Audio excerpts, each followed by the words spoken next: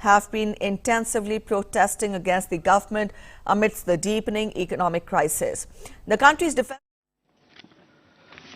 The Honorable Vice President of India, distinguished authors of the various chapters in the book, including two very eminent people present on the stage, other dignitaries and members of the audience. Modi at 20. Now, why is this relevant? Many leaders have had a tenure of 20 years, maybe less or slightly more.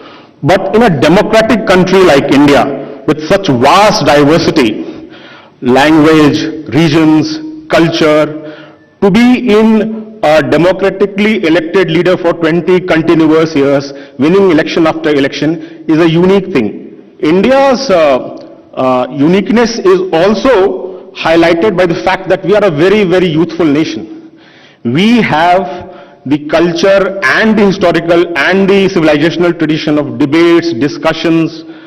It is rarely an idea that finds relevance for a significant period of time, and yet for 20 years the idea of Modi, or should I say the ideas by Modi, have held the nation in thrall. So this is a very, very special occasion, especially that this is happening in a democratic country like India, which is not an authoritarian state, which is not a controlled democracy, but a free democracy with judiciary, free media, and therefore this 20 years is important. Now, there are some obvious, visible, tangible markers measure these 20 years. The first, obviously, is that the Prime Minister has won every election on which he has been on a ticket. He has never been defeated, be it 3 times as Chief Minister of Gujarat winning elections, or twice winning the Prime Ministerial candidate. And what is more significant is this, that his popularity never wins. He wins the next election with a greater majority. And in a country like India, where every 6 months there is some election from parliament to municipality, and incidentally Prime Minister himself becomes a factor even in a municipal election, this popularity is tested election after election after election, and yet for 20 continuous years running, Mr. Modi has led the thought, the process, the vision for the country for the last 20 years, 2.5 years as Chief Minister, 7.5 years, this month it will become 8 years as Prime Minister. So these are some of the obvious, tangible things that you can measure this. There is one more which we have highlighted in this book. Prime Minister is the first Prime Minister Modi is the first Prime Minister to be elected in office through public acclaim. Now, what do I mean by this? That before Mr. Modi, every other Prime Minister was either nominated in the post for the first time, later they may have gone and won majorities, or if they were nominated before the election, they did not get complete majority. Mr. Modi is the only Prime Minister who was nominated before the Prime Minister election and won absolute majority on his own. This is a unique achievement. No other Prime Minister has this achievement. So these are some of the tangible through which we can measure these 20 years. But what are the intangibles? The way the culture has changed. So I will list out just 3-4 because of paucity of time. One, and we have seen this recently also, that as a country, as a people, we are no longer satisfied with mere participation certificate. If we participate, now we want a position on the podium. So that is a great mindset change that he has brought. Second, we are no longer satisfied with the second best. If something is happening in the world, we want India to have the same achievement at the same time. If the world has a COVID vaccine developed, then we want a vaccine at the same time as anybody else in the world gets, and we do it. Third mindset change that he has been able to brought, and which one of our authors has written in this book, is the mindset change of we are now undaunted by any challenge whatsoever. If there is a challenge, we say we will face it. Hoga kaise nahi? How will this not happen? And we then make it happen. A very recent example is the evacuation that we did out in the war between in Ukraine and Russia. Fourth is, and this is again something which Prime Minister's is his own unique ability, that normally one would think that a politician is not necessarily trusted when there is a crisis. Mr. Modi has turned this wisdom upside down. If there is a crisis, the person we trust first is Mr. Modi. कि अगर ये है तो हो जाएगा.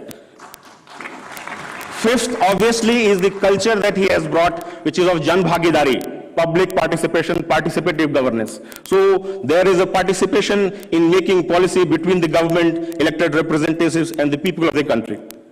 Sixth is that now there is no dichotomy between our civilizational and cultural heritage and our modern impulses. Mr. Modi has shown that the both can seamlessly fuse together and coexist, and we can emerge as a modern nation while being proud of our cultural and civilizational heritage. And finally, there is a significant amount of policy impact that I don't need to list out here.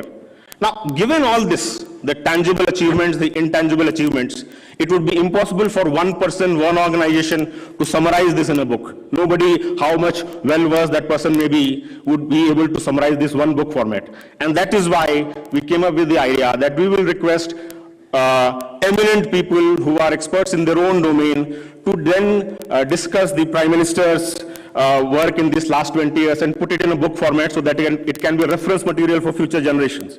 So this book that is being released today, it has 5 sections, 21 chapters, and there are 22 eminent authors. One chapter has been co-written by 2 other people. So 21 chapters. These 5 sections are, the first section is the social impact. We call it people first. So what is the social impact of Prime Minister?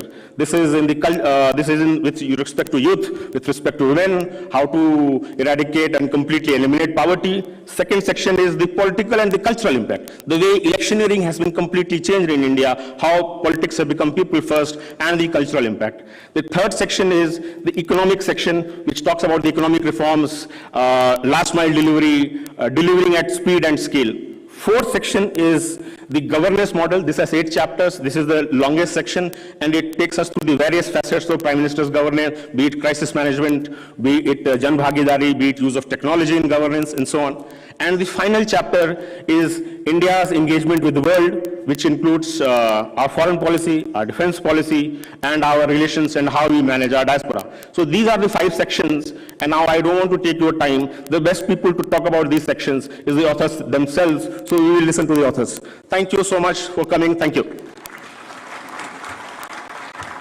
धन्यवाद अखिलेश जी। अब बारी है इस पुस्तक के बारे में एक ऑडियो विजुअल प्रस्तुतिकरण की।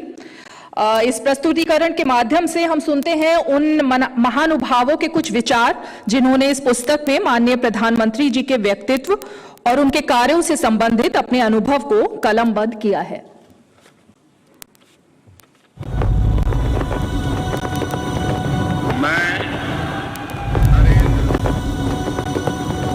मैं नरेंद्र दामोदर दास मोदी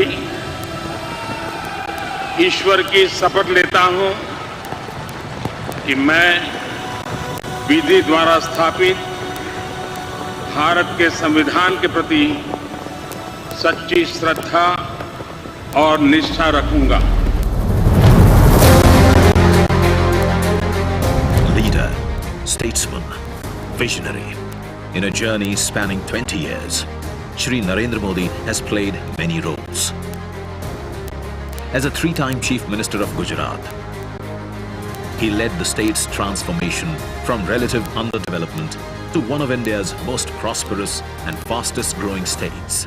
मैं मॉडर्नाइजेशन का पक्षकार हूं, लेकिन modernisation without westernisation. As a 2-term Prime Minister, he continues to unshackle India with far-reaching socio-economic reforms that has empowered 1.3 billion Indians in more ways than ever before. As a statesman, he's amongst a select few world leaders to simultaneously win the respect of nations that oppose each other. Modi at 20, dreams meet delivery, brings together intellectuals, policymakers, industry leaders, and experts across varied fields to chronicle the shaping of new India that is both in tune with its civilizational moorings as well as modern in outlook and achievements. Modi at 20 offers a holistic view of 2 decades of Narendra Modi. On 7th October 2021, Shri Modi completed 20 continuous years as head of democratically elected governments, 12.5 years as Chief Minister of Gujarat, and 7.5 years and counting as the Prime Minister of India. The phenomenon becomes unique when seen in the light that before 2001, Shri Modi had never held any elected office. Since then, he's remained undefeated in 5 consecutive elections: 2002, 2007 and 2012 as Chief Ministerial Candidate in Gujarat, 2014 and 2019 as Prime Ministerial Candidate. And his popularity has only grown with time. Let us listen from the authors of the various chapters themselves as they take us through the unique insights that they offer in their respective chapters. Narendra Modi's unstinting support to entrepreneurs, to the startup world, to people who build the nation through enterprise has been unstinting over his entire journey. And I've had the privilege of being associated with him through this entire period of 20 years. Modi ji has repeatedly emphasized that our nation must transition from women's development to women-led development. In my article, I have written that what a modular approach meant to him. How one project led to another project, then to the third project, and ultimately the final message was well-being of the masses. For him, it is nation which matters, and he always thought that he lives for the nation. I have given a true incident. 20 years back, I met mother and a child. A mother was a cook, a child was going to school, and I met them and I talked to them. The lady, the mother, told me that she wants her daughter should become a receptionist, and that is her aim in life. Now the girl has become an entrepreneur. I asked her why it happened, how it happened, and what is the reason. She said, I have changed in 20 years. Government is extremely supportive in all their schemes, and she went on telling that how her parents have a bank account. A great leader can inspire people. He can bring a wind of change in many directions. And that is what has happened in our country. Gujarat's agriculture achieved a tremendous rate of growth of 9.2% per annum. This is unheard of in the Indian history of agriculture in any state. I would say this is the first time in the history of thousands of years of India. India has exported 20 million tons of rice in 21-22 in a global market of about 50 million tons. PM Modi says that India's attitude towards meeting its goals has changed from chalta hai to badal sakta hai, which has struck a chord with me. This is the same attitude that a young person brings to whatever he or she approaches. It is the same attitude that PM Modi has shown in governance too. I've looked deeply at the environmental and ecological leadership provided by Mr. Modi, including on issues related to climate change. Mr. Modi has shown that development and sustainability can coexist. Our culture has been, in a sense, under attack for a long time.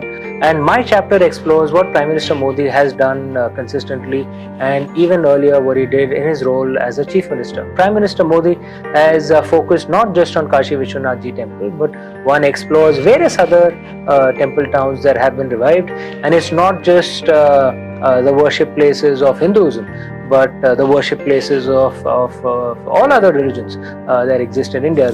One thing unique about the Prime Minister is his ability to carry out schemes on scale. So we mentioned Aadhaar, then there was Jan Dhan, Swachh Bharat. Now we are seeing another very, very big initiative underway, which is the Nal Se Jal. I asked a bystander why he supported Modi ji. A young boy confidently said, क्योंकि सपने दिखाना सिखाया है हमें मोदी जी ने, हमारे prime minister जी ने. People trust Modi ji because he delivers. It is his success that has strengthened public trust in his leadership.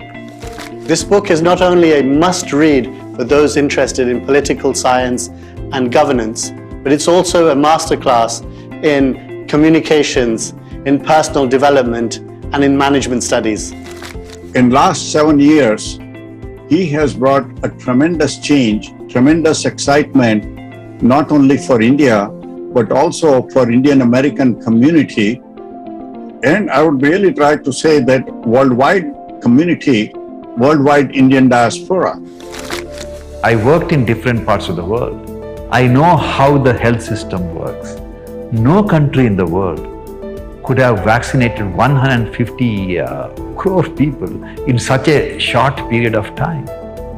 It's simply not possible, but we have done it. So essentially, India has managed to prove that we can do amazing things, provided we have a leader like Mr. Modi. It is his appreciation of the possibilities of technology which has enabled Digital India, now entering what is called as the tech decade or techade. And just as we used technology to build Aadhaar, the Jam Trinity, many more things are happening. India is a digital leader in financial transactions done digitally. And this again is thanks to the big push that Prime Minister Modi gave UPI in the years after 2016. Here is a man who dared to dream big, because India is a country of a size of 1.4 billion people that needs leaders who can imagine big initiatives and can implement them on a scale. I am particularly delighted that I was tasked with the responsibility of writing a chapter on thinking big and executing in scale. How do you deliver female empowerment is through sanitation. And the whole toilet program, providing toilets for every house was a major campaign, a very, very successful campaign. As economists, we generally keep our focus on a few macro indicators. But if you look at the real economy of India, bringing down open defecation or giving access to over 100 million toilets within the first 4 or 5 years of governance, I think has been one of the biggest achievements of Prime Minister Modi. I tried to decode how and why Modi is winning elections continuously for 20 years with 3 assembly and 2 general elections with full majority. In fact, he never sat on opposition benches. Over the years of my election study suggests winning elections means winning the heart of the people, and it cannot be faked. Let's try to understand the Modi magic, the art and the science behind it. With prosperity and safety, with opportunity and support, with one and all for development, Shri Narendra Modi's 20 years in public office have been nothing less than an epoch-making tenure. With each passing day, his commitment to uplift the people of India across caste, creed, sect and religion only strengthens and continues to be the beacon that guides 1.3 billion Indians to greater heights. Modi at 20, Dreams Meet Delivery, is an important chronicle of our times. It is now available in all retail outlets and all online platforms. This book is now yours to ignite debates and discussions. Happy reading. मैं उद्बोधन के लिए भारत के माननीय विदेश मंत्री Shri S Jaishankar जी से अनुरोध करती हूं कि वो आएं और अपने विचार साझा करें।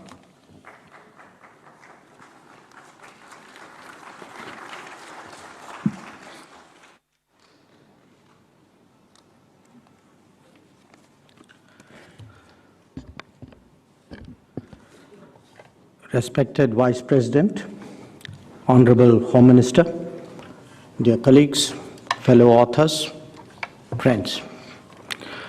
It's a great privilege to be a contributor to this volume that marks 20 years in government of Shri Narendra Modi ji. I have obviously contributed on the foreign policy impact that he's had over the last 8 years.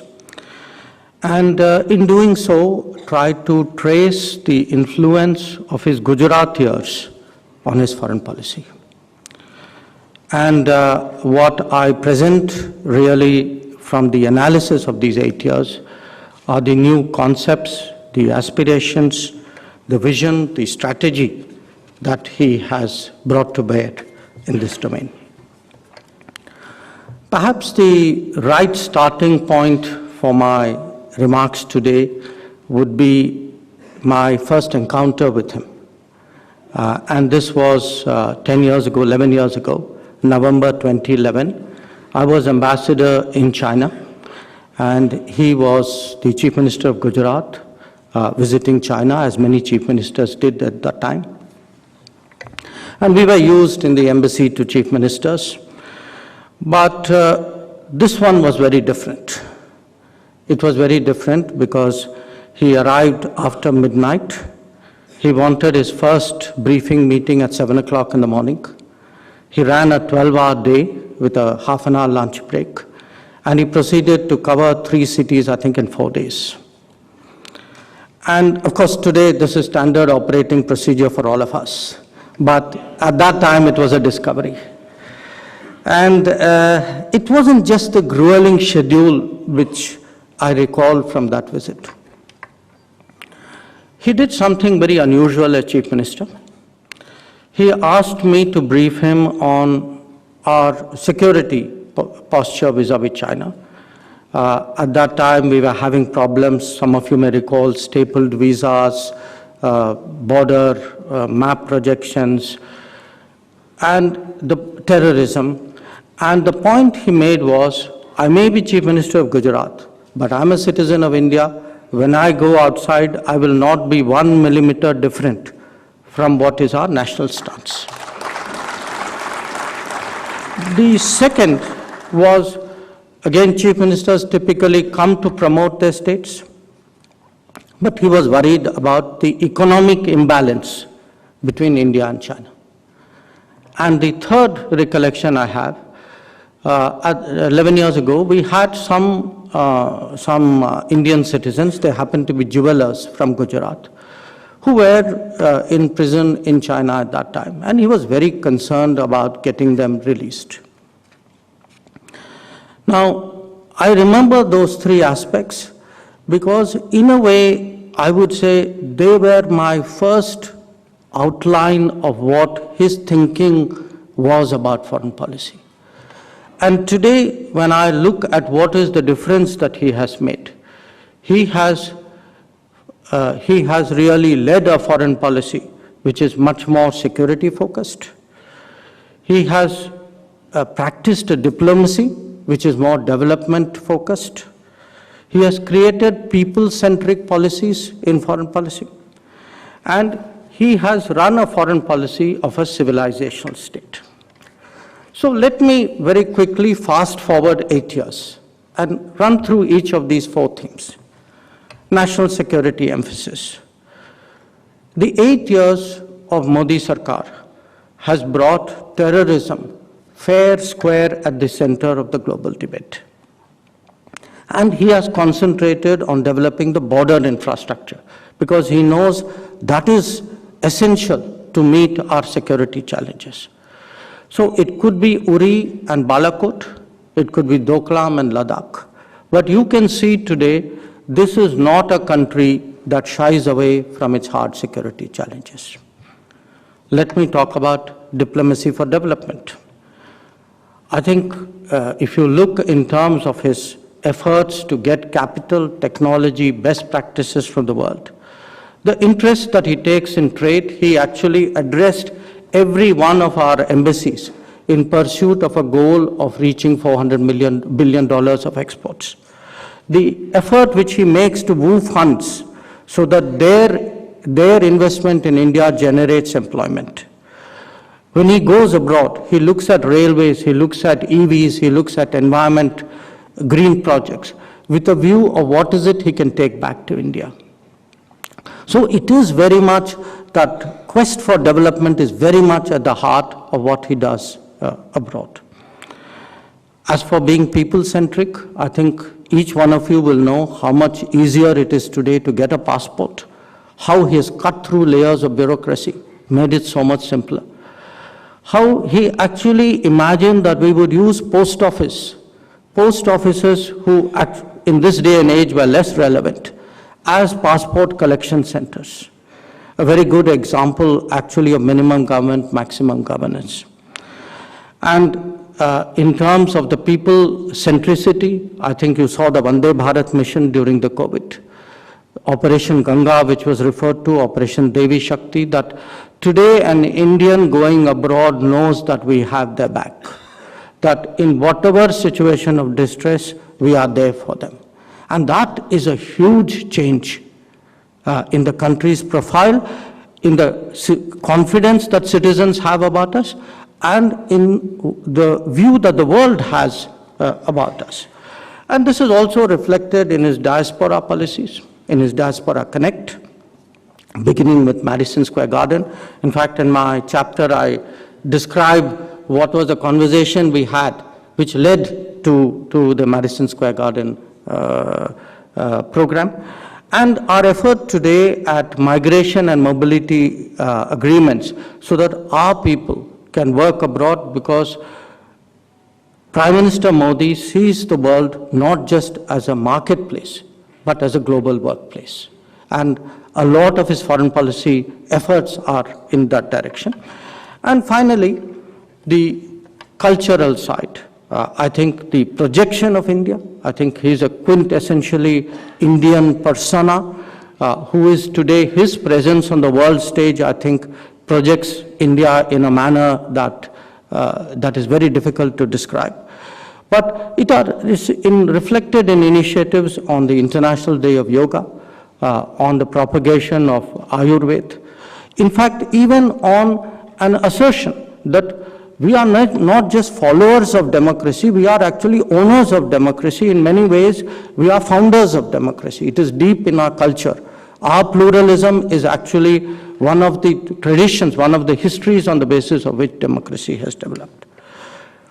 So these, to my mind, are the big changes which have happened, as I said, not just in these 8 years, but in the years preceding those where they struck roots. But I also see them reflected in greater conceptual clarity, in the idea of a non-reciprocal generous neighborhood policy, in the idea of a ocean space, a Sagar policy, where we are the first responders, in extended neighborhoods, whether it is the Gulf, Southeast Asia, or Central Asia, in an independent and confident posture in the world, where we can engage all the major powers on our terms, knowing our interests and getting our outcomes, and in expanding our global footprint. I can also assert with a great deal of evidence that he has shaped global agenda. Again, some of it goes back to the Gujarat years, the interest in solar, for example, which has led to the Solar Alliance today. His earthquake recovery efforts, which has created the Coalition for Disaster Resilient Infrastructure. His emphasis on putting black money, terrorism, digital, SDGs on the global agenda. So here is a Prime Minister who has actually propagated and practiced a policy of India first. India first, not as India versus the world, but India first, with India at the center of his perspective and his outlook. And that is his ability actually to harmonize India and the world is exactly what led him to undertake the Vaccine Maitri initiative. So to sum up, the chapter that I have in the book actually lays out what I would say is the paradox of Narendra Modi. A visionary, but a person of great detail. A culturally steeped person, very deep in our heritage, but a great modernizer. A very strong nationalist, but a very believing internationalist. So, as they said, happy reading. बहुत बहुत धन्यवाद माननीय विदेश मंत्री जी। और अब मैं भारत के गृह और सहकारिता मंत्री माननीय श्री अमित शाह जी से हमें संबोधित करने का अनुरोध करती हूं।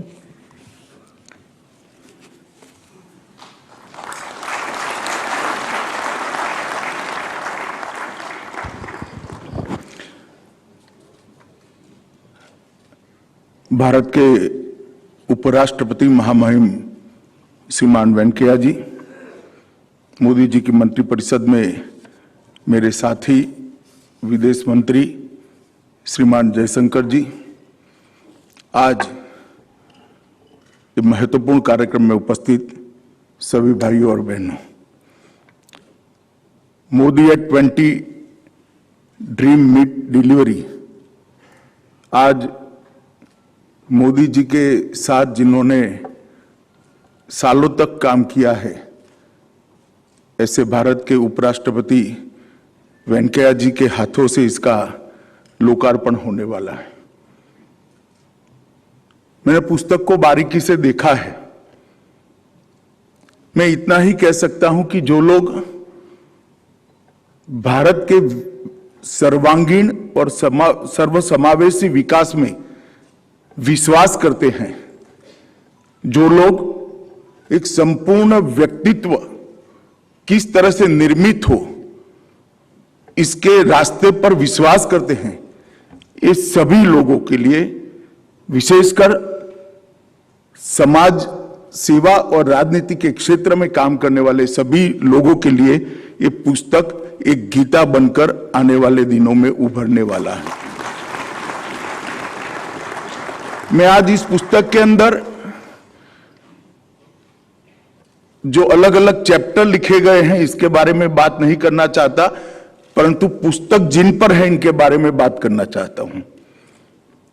जिस प्रकार का ऑडियंस मेरे सामने है, इन्होंने नरेंद्र मोदी जी को 20 साल से जाना है, देखा है, मोदी जी की सफलताओं को देखा है, मोदी जी के 20 साल हेड ऑफ द गवर्नमेंट के नाते भारत में और गुजरात में जिस तरह से परिवर्तन आया है, इसको सभी ने देखा है।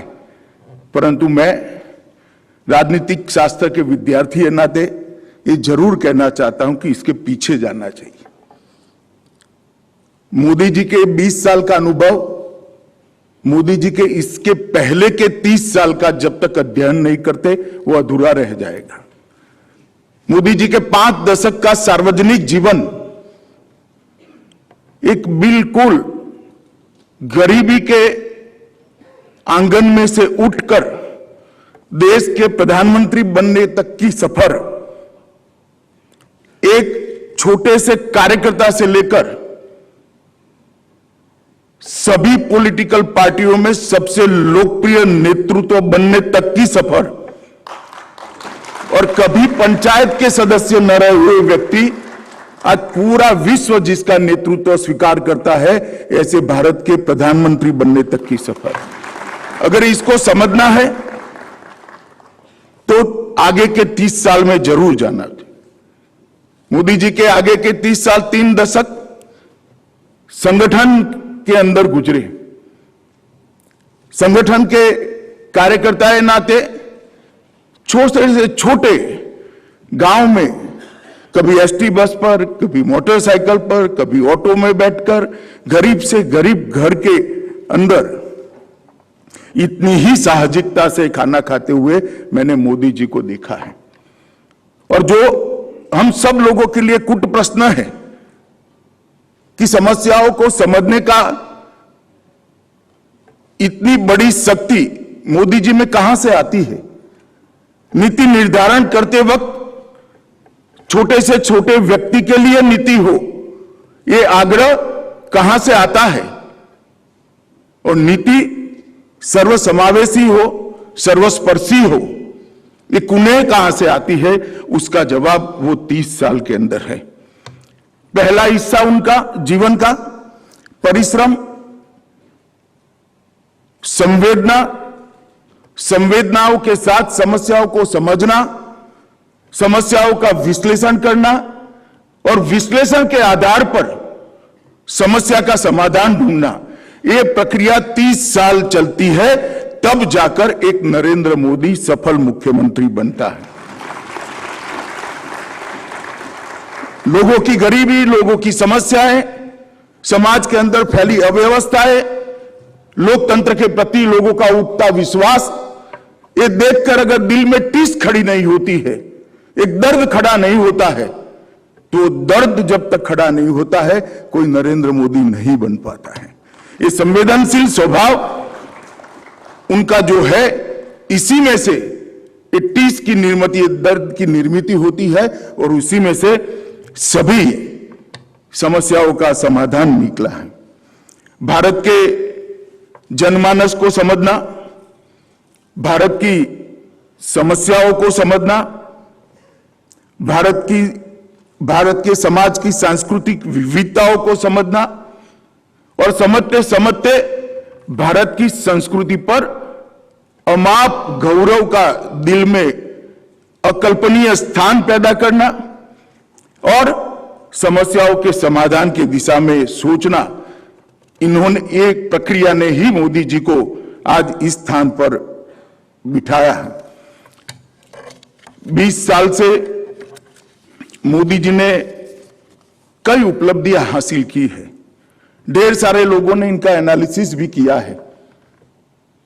खास कर एडमिनिस्ट्रेशन के लिए और गवर्नेंस के लिए मोदी जी ने जो उपलब्धियां हासिल की है, इसका मूल्यांकन बहुत अच्छे तरीके से किया है। मगर मैं एक बात कहना चाहता हूं, एक ऐसे व्यक्ति का मूल्यांकन आप कर रहे हो जिसको मुख्यमंत्री बनने से पहले पंचायत चलाने का भी अनुभव नहीं था।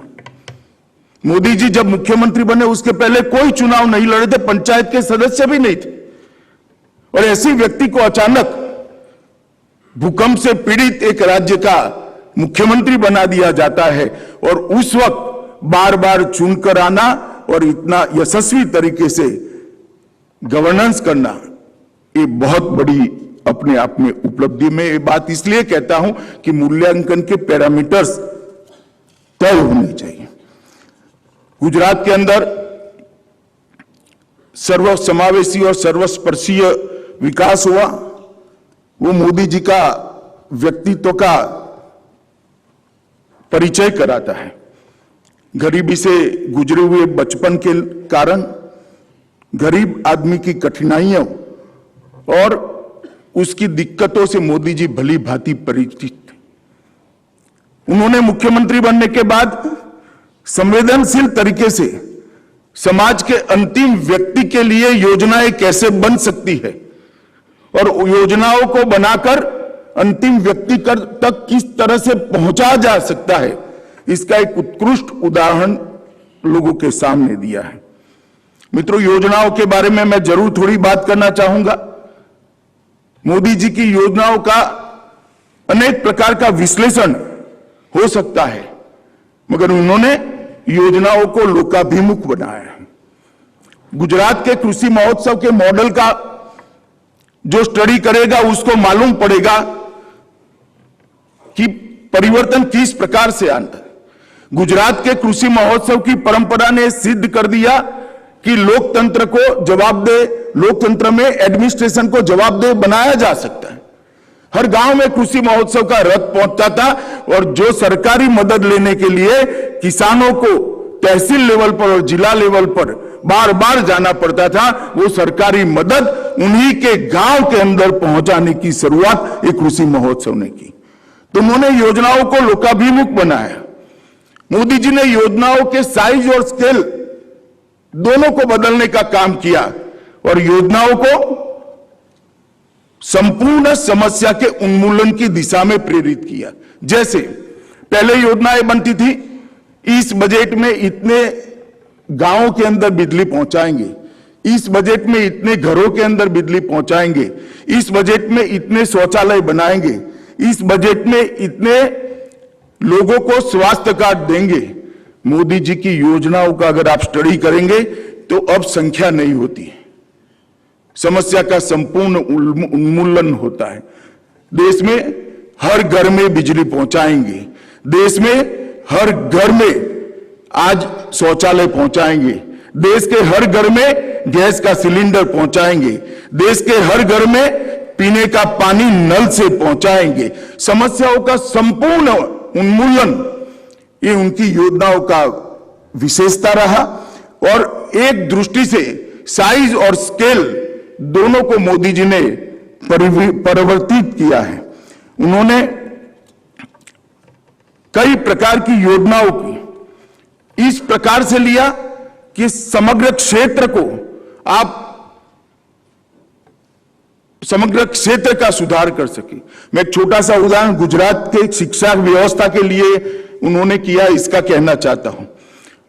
जब गुजरात में मोदी जी मुख्यमंत्री बने तब हमारा ड्रॉप आउट रेशियो 42% था और एनरोलमेंट 68% था।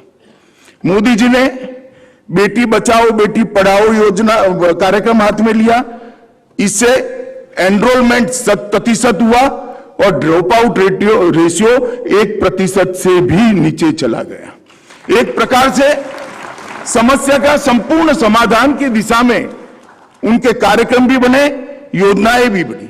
इसके बाद क्वालिटी सुधारने के लिए गुणोत्सव का आयोजन किया और आज मैं कह सकता हूं, कोई क्रेडिट लेने के लिए कुछ भी बोले, गुजरात की प्राइमरी एजुकेशन पूरे देश के लिए मॉडल है और गुजरात के अंदर ये परिवर्तन मोदी जी ने किया।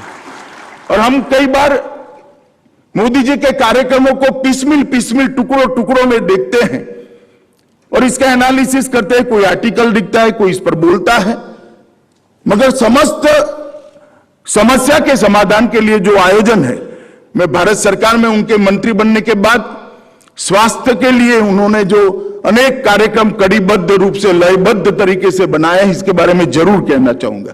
सबसे पहले उन्होंने स्वच्छता अभियान जो शुरू किया, जो स्वास्थ्य के साथ सीधा जुड़ा हुआ है, हर घर में टॉयलेट पहुंचाया, साफ सफाई के लिए एक बहुत बड़ा अभियान शुरू हुआ और स्वच्छता की संस्कृति को पुनर्जीवित किया। फिट इंडिया का मूवमेंट चलाया, वो भी स्वास्थ्य के लिए जुड़ा है।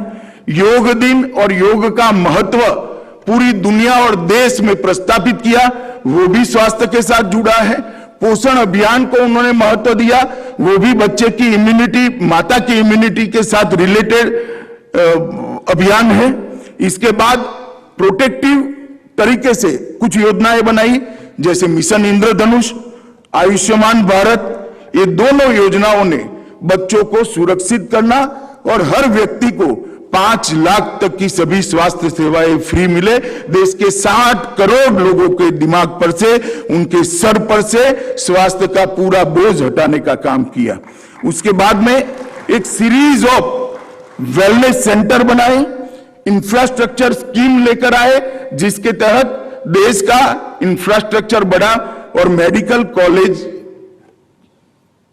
की स्थापना का उन्होंने जो परंपरा किया, थ्रस्ट दिया, इसके कारण मैं एक ही आंकड़ा कहना चाहता हूं कि आज भारत में यूजी और पीजी दोनों क्षेत्रों में हम 2 गुना डॉक्टर बाहर हर साल बाहर आए, इस प्रकार की स्थिति पर पहुंचे। तो स्वास्थ्य के क्षेत्र में सभी योजनाओं को कोई पिसमिल देखेगा तो उसका मूल्यांकन नहीं कर पाएगा, परंतु अगर आप उसको एक कड़ी में रखकर देखेंगे, एक बहुत बड़ी श्रृंखला की लड़ी के रूप में देखेंगे, तो आपको मालूम पड़ेगा कितनी धैर्य के साथ सोचकर शुरू से योजना बनाई गई है और 8 साल के अंदर हर साल एक चीज जुड़ती गई और समस्या का संपूर्ण समाधान की दिशा में हम आगे बढ़े हैं। नीतियों के निर्धारण के लिए एक ऐसी सरकार के बाद मोदी जी की सरकार आई, जिसको कहते थे कि पॉलिसी पैरालिसिस वाली सरकार थी। मोदी जी ने 8 साल में नीतियां कैसे निर्धारित हो सकती है, इसके लिए ढेर सारा दुनिया के सामने स्टडी करने का मटेरियल उपलब्ध कराया है। मैं बहुत सारी बात नहीं करना चाहता, परंतु कुछ नीतियों की जरूर बात करना। भारत ने कभी भी अंतरिक्ष के लिए अपनी नीति बनाने का सोचा नहीं था। मोदी जी ने अंतरिक्ष की नीति बनाकर आज एक बहुत बड़ा बाजार भारत के लिए खुला है और मैं पूरे भरोसे से कहता हूं कि इस क्षेत्र में भी भारत ग्लोबल लीडर बनने जा रहा है। ड्रोन की पॉलिसी देश में थी ही नहीं, अपार संभावनाएं पड़ी, परंतु ड्रोन की पॉलिसी नहीं थी। पढ़े लिखे युवा भी थे, 130 करोड़ का मार्केट भी था और देश अब आधुनिकता को स्वीकारने के लिए, नई चीजों को स्वीकारने के लिए तैयार भी बैठा है, मगर पॉलिसी के बगैर नहीं हो सकता था। ड्रोन पॉलिसी बनाकर एक नया बहुत बड़ा बिजनेस का स्पेस खोलने का काम नरेंद्र मोदी जी ने किया है। औद्योगिक प्रोत्साहनों की योजना को पीएलआई के अंदर अलग प्रकार से रखने का काम किया। स्वास्थ्य मैंने आगे बताया ही है। हेल्थ को बहुत मजबूती के साथ एक ठोस आधार प्रदान करने का काम नरेंद्र मोदी जी ने किया। मित्रों, मैं शिक्षा नीति पर जरूर कहना चाहूंगा। नेशनल एजुकेशन पॉलिसी, मैं बहुत आशान्वित हूं इस पॉलिसी से। मैंने बहुत बारीकी से इसका अध्ययन किया है। अब तक जितनी भी नेशनल पॉलिसी आई, उन्होंने बच्चों के रोजगार की चिंता की थी। ये नेशनल एजुकेशन पॉलिसी ने बच्चों की क्षमता को बढ़ाने के लिए थ्रस्ट दिया है। व्यक्ति की कैपेसिटी, व्यक्ति की क्षमता अगर नहीं बढ़ती है तो वो बड़ा आदमी नहीं बन सकता। इन नेशनल एजुकेशन पॉलिसी को आप बारीकी से देखोगे तो हर बच्चे की क्षमताओं को, अनंत संभावनाएं जो ईश्वर ने हमारे अंदर भरी पड़ी है, उसको 100% बाहर लाने का एक प्लेटफॉर्म देने का काम नेशनल एजुकेशन पॉलिसी ने किया है। और ढेर सारे शिक्षा शास्त्रियों ने बनाई हुई नेशनल एजुकेशन पॉलिसी भी, ये भी वैसे शिक्षा शास्त्रियों ने ही बनाया है, परंतु हर नेशनल एजुकेशन पॉलिसी विवाद में पड़ी है। मोदी जी भारतीय जनता पार्टी के प्रधानमंत्री होने के बावजूद भी जो नेशनल एजुकेशन पॉलिसी लेकर आए, इस पर एक भी विरोध का सुर आज पूरे देश और दुनिया में सुनाई नहीं। इसका कारण है, नीति बनाते वक्त गहराइयों के साथ जड़ से समस्या के समाधान के बारे में सोचने का मोदी जी का स्वभाव है। एग्रीकल्चर के अंदर भी ढेर सारे परिवर्तन हुए हैं और स्टार्टअप से लेकर कुछ इस प्रकार की पॉलिसी जो हुई है, जिसमें हमारे देश के युवा को विश्व के युवा के साथ कंपटीशन करने का प्लेटफॉर्म, मंच मोदी जी ने उपलब्ध कराया है। मित्रों, ये पूरी चीजें इसलिए हो सकती है कि मोदी जी के कुछ व्यक्तिगत गुणों के बारे में भी मैं जरूर बात करना चाहता हूं। मोदी जी से बड़ा श्रोता मैंने देखा नहीं है मेरे जीवन में। मैं 40 साल से काम करता हूं, ढेर सारे नेताओं के संपर्क में भी आया हूं। मोदी जी से बड़ा श्रोता कोई नहीं है और सुनते भी एकाग्रता के साथ है। आप शायद बोलकर निकल जाओगे, भूल जाओगे, मगर 5 साल के बाद वो कहेंगे, नहीं भाई पहले तो आपने ये कहा था, अब ये कह रहे हो, क्या हो गया? तब जाकर आपको मालूम पड़ेगा कि मैं पहले ये बोला था। बहुत धैर्य के साथ सुनना, ये बहुत बड़ा उनका गुण है। दूसरी बात, एक अंग्रेजी कहावत है, blood is thicker than water. व्यक्ति अपने आसपास का ही सोचता है, अपने परिवारजनों का ही सोचता है, परिवार के बाद समाज का सोचता है। यहां पर उल्टा है, उन्होंने कहावत को गलत साबित कर दिया है। इन्होंने समाज को ही अपना परिवार मानकर आगे बढ़े। देश की राजनीति में ऐसा नेता दूरबीन लेकर भी ढूंढ नहीं पाते जिसके परिवार को कोई जानता ही ना हो, परिवार के किसी व्यक्ति का नाम कहीं पर किसी ने सुना न हो। तो blood is thicker than water, ये कहावत को मोदी जी ने गलत साबित किया है। उनकी सोच की दिशा उद्योग दिशा है। वो हमेशा रचनात्मक तरीके से सोचते हैं, वो हमेशा उच्च लक्ष्यों की ओर सोचते हैं और वो हमेशा सबसे ज्यादा परिणाम लाने की सोचते हैं। ये उद्योगति की सोच ने इस देश के अंदर बहुत बड़ा परिवर्तन किया है। संवेदनशीलता, छोटे से छोटे व्यक्ति के बारे में सोचना। देश के प्रधानमंत्री के नाते मैं एक छोटी सी चीज का उदाहरण कहना चाहता हूं। एक बहुत गंभीर मीटिंग चल रही थी, उस वक्त मैं पार्टी का अध्यक्ष था।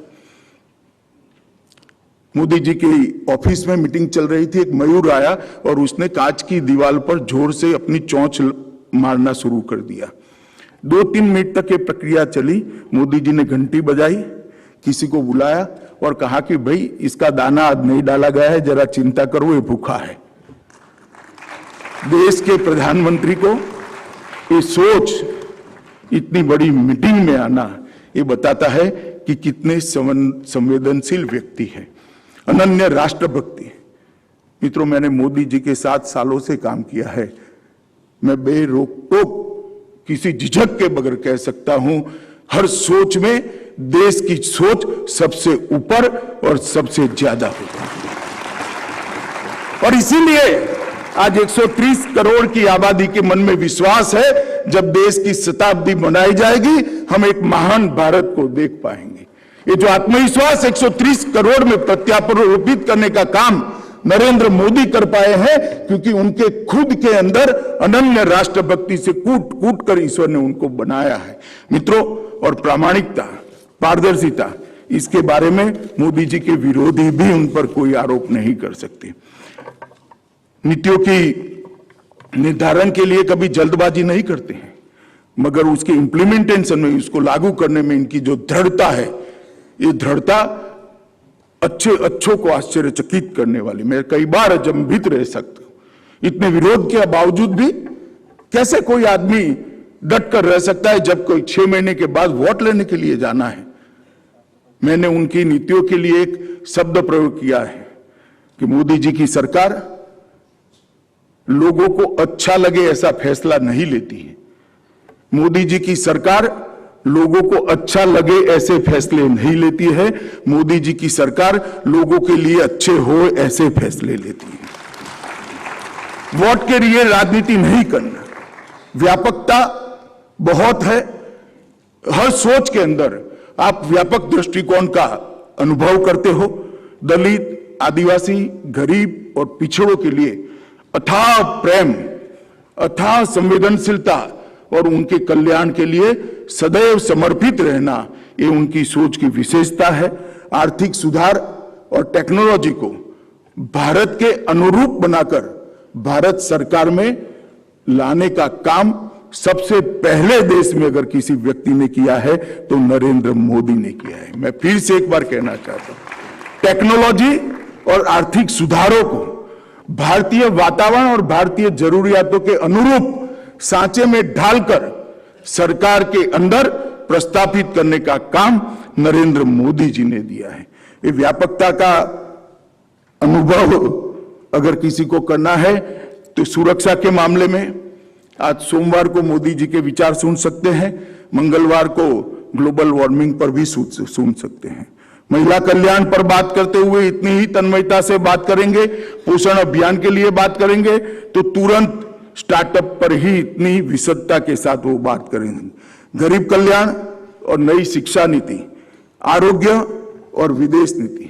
विदेश नीति के अंदर मैं जरूर कहना चाहता हूं, वैसे जयशंकर जी की उपस्थिति में कहना मुश्किल है क्योंकि मेरा नजरिया थोड़ा अलग प्रकार का होता है, परंतु भारत की विदेश नीति और भारत की रक्षा नीति के बीच में बड़ी घालमेल चल रही थी। कभी भारत की रक्षा नीति विदेश नीति की परछाई से बाहर नहीं आ सकती थी। मोदी जी की विदेश नीति ने प्रस्तापित कर दिया कि हम सबके साथ दोस्ती रखना चाहते हैं, मगर हमारे लिए भारत की सुरक्षा ये हमारा प्राथमिक लक्ष्य है। ये स्पष्टता, इतनी क्लैरिटी के साथ 7 दशक के अंदर किसी भी नेता ने दिए नहीं।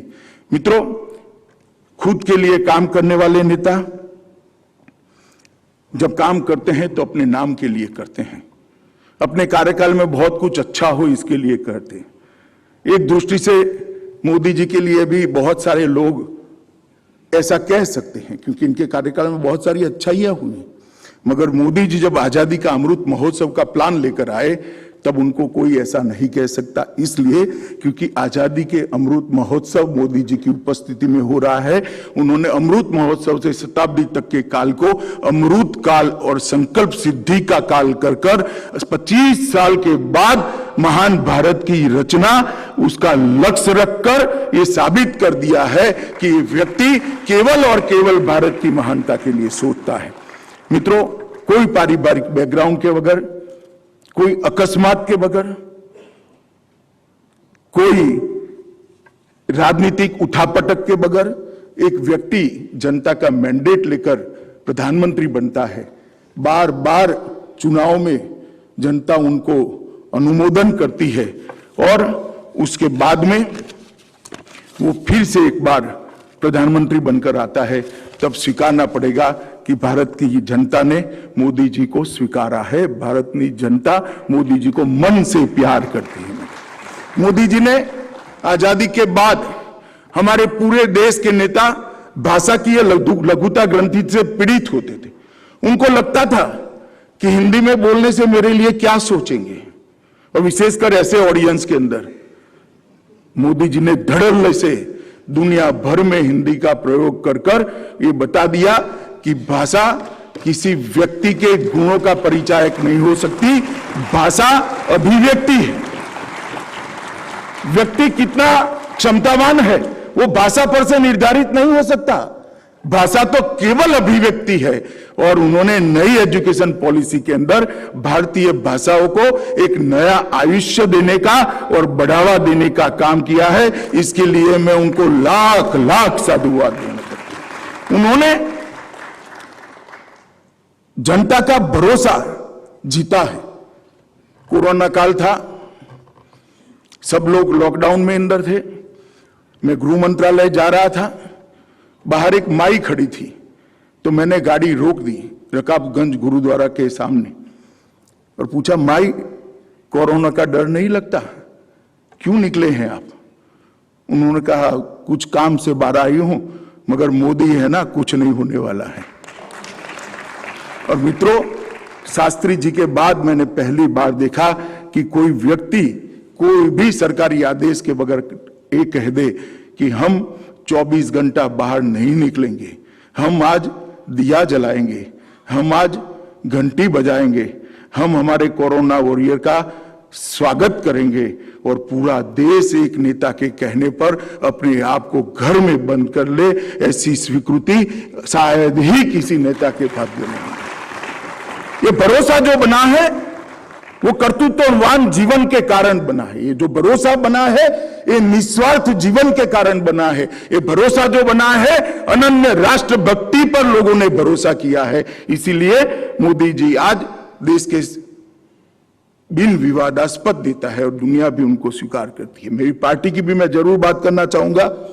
पार्टी के अंदर कई प्रकार के नेता होते हैं, हर पार्टी में होते हैं, मगर संगठन और सरकार दोनों में यशस्वी तरीके से काम करने वाले एकमात्र नेता श्री नरेंद्र मोदी हैं, जिन्होंने संगठन को भी ऊंचाइयों तक ले गए। जब महासचिव थे तब संगठन पर्व, हमारे पार्टी के चुनावों को संगठन पर्व नाम दिया, सदस्यता अभियान चलाया, सदस्यता पहली बार डॉक्यूमेंटेशन गुजरात में करने का काम किया, उसको बूथ वाइज करने का काम किया, और एक अभेद शक्ति, अजय शक्ति संगठन की उन्होंने बनाने का काम किया।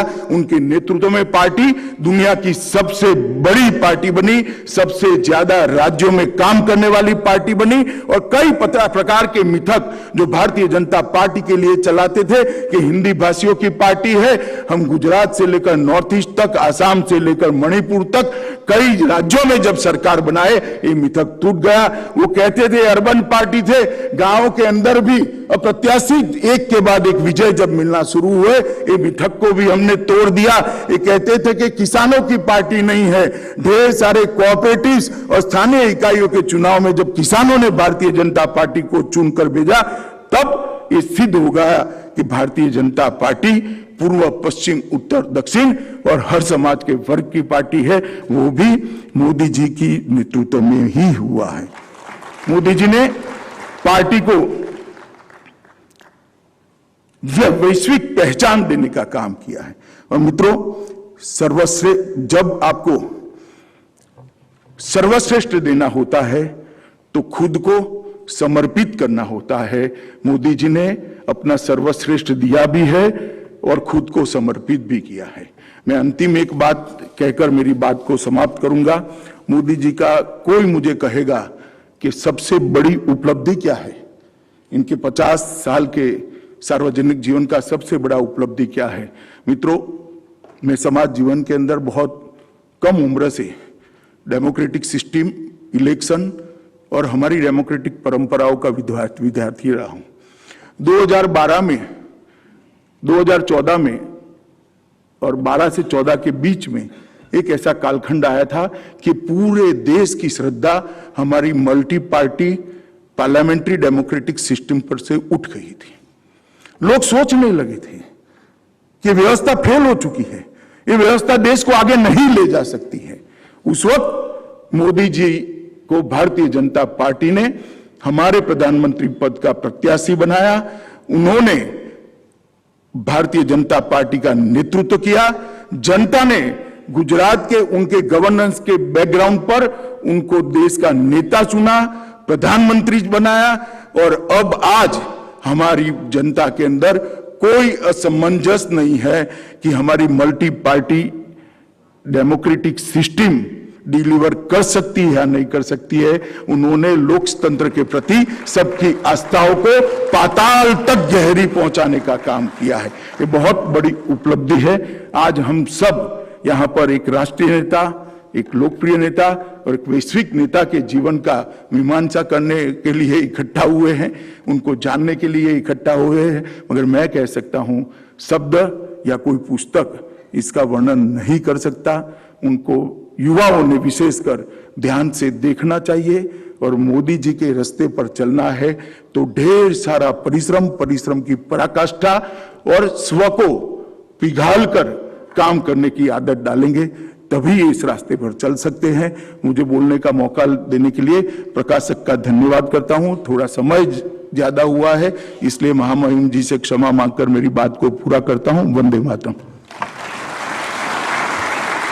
बहुत बहुत धन्यवाद माननीय अमित शाह जी। और अब मैं आज की सभा के मुख्य अतिथि माननीय उपराष्ट्रपति जी से अनुरोध करूंगी कि वो रिमोट का बटन दबाकर पर्दे पर Modi at 20 dreams meet delivery किताब का विमोचन करें।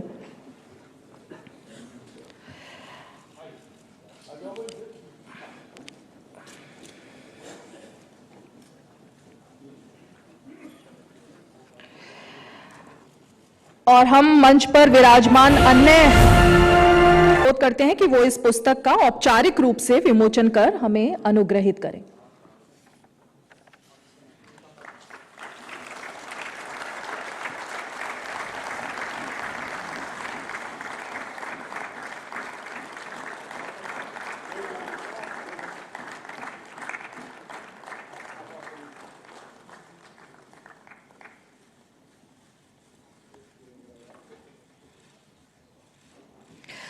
धन्यवाद माननीय उपराष्ट्रपति जी, गृह और सहकारिता मंत्री जी, विदेश मंत्री जी और अन्य महानुभाव। और अब मैं निवेदन करूंगी इस कार्यक्रम के मुख्य अतिथि माननीय उपराष्ट्रपति जी से कि वो सभा को संबोधित करने की कृपा करें।